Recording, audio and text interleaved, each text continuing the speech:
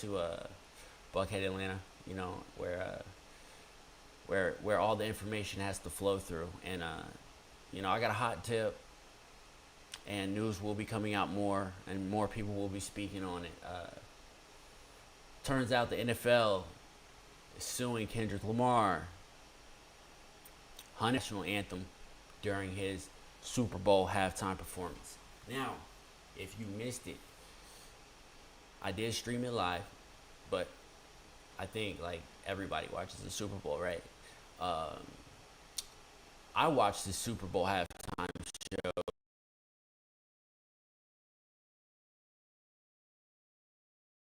like, you know, on stream with you guys, and I'm like, yeah, you know, one up for rap, but I missed the black uh, national anthem. I didn't catch it, uh, but it's in there. It's in there. Got confirmation. It's in there, and y'all probably heard it's in there. And yeah, the NFL didn't like that, and I don't understand because I know these things are rehearsed. I mean, this is a big event. This event really changed the frequency of hip hop. After the 50-year celebration of hip hop, Jay-Z struck a deal through Rock Nation with his sports element of his talent management agency with the NFL, and strategically onboarded hip hop act. First he had the Rihanna. You already know Rock Nation had to go first. Jay had to eat first. He did the Rihanna joint. I think that was last year, right? And it was big for ASAP, who they trying to jam up right now. But this is all entertainment. It's all media, and I do have a very deep, but, and people might say it's a little far fetched, but I can back it up. Reasoning on why you're seeing so many hip hop artists being jammed up, and not just jammed up, but publicly jammed up, as if it's a part of their marketing strategy. Me being in branding and marketing, I believe there's intention there. I'm not going to speak on it now. Right now, we're speaking on K Dot and this hot tip. So, check it out. 100 million. So what my big homie Wood asked is, who gets the last laugh? Everybody was so quick to chop, and I'm with him. I'm with him. Who gets the last laugh? That boy Drake album's number. He dropped the album last week. It's the first time he's not doing numbers. But look, nobody's doing numbers, which is why the frequency of hip hop and things like getting hip hop involved in the Super Bowl. This is like the most eyes hip hop has had on it since hip hop's been hip hop. Now hip hop's always been leveraged for brands throughout its existence. You know, Adidas with Run DMC, it started early. It's always been leveraged. We create what's cool, and they want to leverage the cool to sell their product. With their thought process then being corporate America back to us. And it worked sometimes with, like, you know, high fashion brands and stuff, but hip hop's always been involved, and they always leverage hip hop acts in advertising. That should be part of your game plan if you want to get into music and make money. If you're not doing it for the love of music, you want to make money, it's not to get signed to a record deal. It's to get signed with some advertising deals, some branding deals. Come to SLC Brands, we'll hook you up. But yeah, 100 million is a lot of money. But why does it gotta be a race thing? Like, if there wasn't a negotiation up front, right? You think it was like one of those things where K Dot got up on stage and he was just like, he got the deal, he's already locked in to get this performance. He does his rehearsal, but on the low.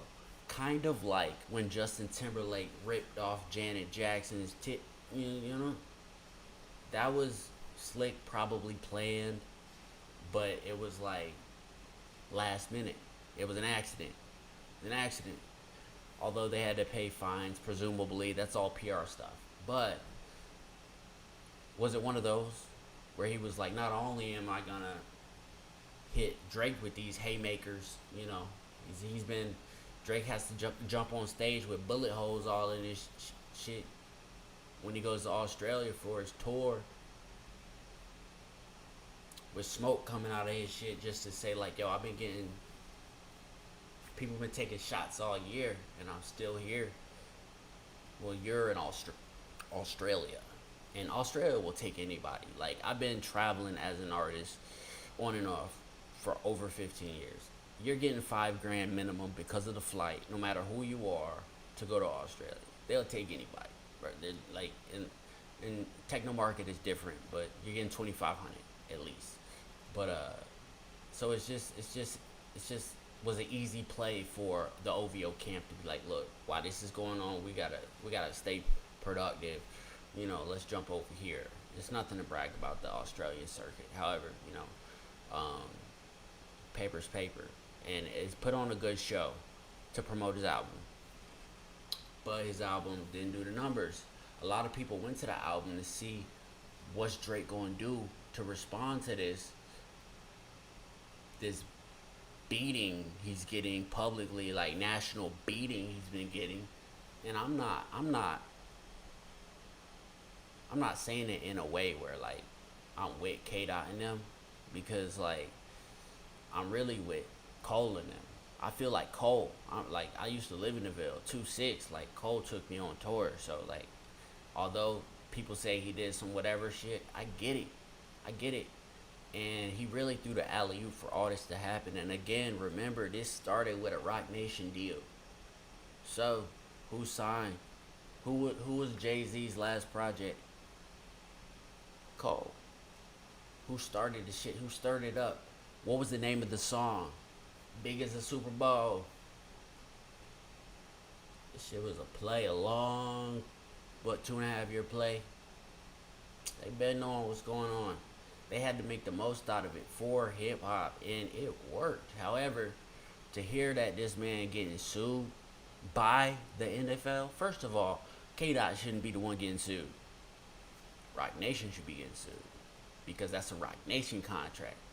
That's a Hove deal. Hove said the artists I put on that stage are going to be reputable. They're big enough to be able to handle this. These are the ones. These are the chosen ones. You know, and it's if it were up to me, I'd have put Wayne up there. I'd have put Wayne, Drake, Nicki.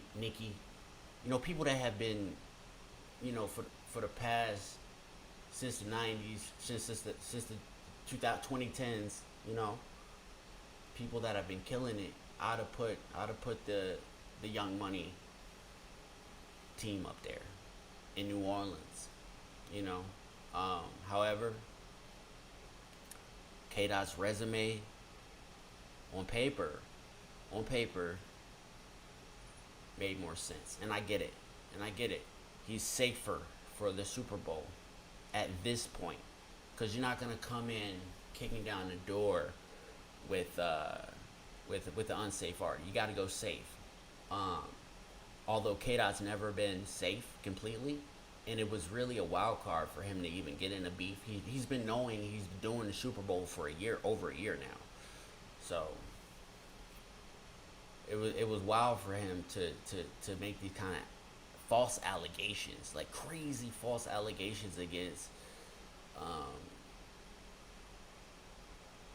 the rapper with the baby daddy named Lucien that has infinite money and Interscope, the old Interscope bag, the Dre bag, the fifth bag. He's from that lineage. The M bag, bro. Anybody from that lineage, they're good. But then you're gonna sue Lucien. It's just messy, bro. But I really think it's a big attempt to put eyes back on hip hop, because post COVID, everybody's sales dropped. So I think they were like, all right, Kanye, we get it. Like, you troll, you've done all you could do to try to like stay at the top of the game, and just sit aside and let some other people take care of this. And I feel like they orchestrated with Rock Nation in the Super Bowl advertising. This is a huge advertising thing, and orchestrated this thing. Like it's obvious to me because of the business I'm in. But I digress. 100 million. Y'all let me know in the comments. Should the NFL be suing K-Dot Top Dog for 100 million for him doing the Black Power, the Black National Anthem halftime? How do you think it was? Was it in a coup? Was it a hostile takeover? Was it like, I'm gonna do this and it's gonna be clean butt? When he got up there, he ripped the titty off, you know? And who's gonna put the bag up for it? Rock Nation, Top Dog, Farrakhan, whoever. Like, and why can't he do the Black National Anthem on halftime? Again, this is a hot tip. This is I got an insider source, yeah. So there's more news to come on it, but yeah, I got a hot tip. Shout out to the homies, and yeah, that's another segment of OstRich News. Y'all let me know in the comment. Let me know in the comments. 100 million is a lot, Brody. Shout out to homie. Yo, what up? It's your boy, I'm So Silvy. This episode of The Drop-In highlights the #1 24-hour barbershop in Buckhead, Atlanta, featuring the highly skilled and stylish barber, Wood, aka Wood's World, from the exclusive 24-hour Barber Boys crew. Hosted by your boy, I'm So Silvy, the episode showcases the talent, style, and lifestyle of the barbers while tying in the importance of maintaining industry standard. You know, one thing I love about the 24-hour Barber Boys is Wood is a leader. If you watch him show his fellow barbers and crew members how to get right, how to cut, and put them in position to be able to build their brand and build their skills. SLCTV. Wood's World will be offering barber classes and certification through the SLC brand certification program. If you want to get right with the flyest barbers in the city, this is where you tap in. Wood's World, Mr. Motion himself, the flyest barber in the city. Anytime cuts, 24-hour Barber Boys. You heard it here. And just so you know, this isn't where the hot tip came from. This is just the spot where the industry talks, bro. And this guy right here in this frame, my other homie, my other big home. Look, what shirt he got on? 24-hour Barber Boys. Shout out Ron and Wood. They my homies, man. And look, this is where the industry talks, right here. 24-hour Barber Boys. So you heard it here first. OstRich News. Shout out Woods World. Shout out Ron. 24-hour Barber Boys. This is where you get all the inside scoops before it hits the blogs. You're gonna get it here first. OstRich News. New episodes. SLCTV. The Drop-In. The Cut Up. And I can't tell you the name of the other one. Big contracts on the way. Yiddy. When it comes to staying sharp, Wood and the 24-hour Barber Boys is where it's at. Late night, one of them. early mornings, doesn't matter. They've got you covered. Big shout out to Anytime Cuts and the 24-hour Barber Boys for showing us they keep Atlanta fresh 24/7. A very special, unique value proposition. Let's go. And remember, this isn't just about style. Y'all let me It's know, about bro. excellence. That's why Wood and his crew is part of Shout a out, Dino. lifestyle. The silver lifestyle.